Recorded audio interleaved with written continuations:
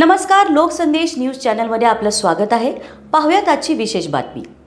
मंगळवार दिनांक 22 रोजी सायंकाळी तालुक्यातील आरग आणि परिसरात सोसाट्याचा वारा येऊन गारपीट झाली। यावेळी अंगावर वीज पडल्याने उदय विठ्ठल माळी वय वर्ष 33 राहणार आरग तालुका मिरज या तरुणाचा दुर्दैवी मृत्यू झाला होता। त्यामुळे त्याच्या कुटुंबियांवर दुःखाचा डोंगर कोसळला आहे। आज सोमवार दिनांक 28 रोजी माजी पालकमंत्री आणि मिरजेचे आमदार डॉक्टर सुरेश भाऊ खाडे यांनी आरग येथे जाऊन माळी कुटुंबियांची भेट घेतली, त्यांचे सांत्वन करून त्यांची विचारपूस केली। झालेली घटना अतिशय दुर्दैवी असल्याचं त्यांनी म्हटलं आहे। माळी कुटुंबियांना मानसिक धीर दिला, तसेच या कुटुंबियांच्या पाठीशी आपण असून सर्वतोपरी मदत करू असं खाडे यांनी म्हटलं आहे।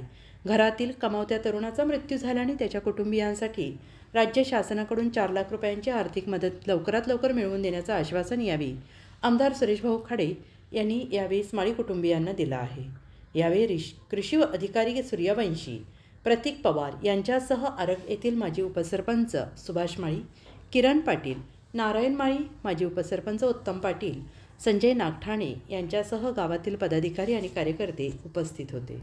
अशाच विशेष घडामोडींसाठी आमच्या YouTube चॅनलला सबस्क्राइब करा, Facebook पेजला लाईक करा, Instaला फॉलो करा।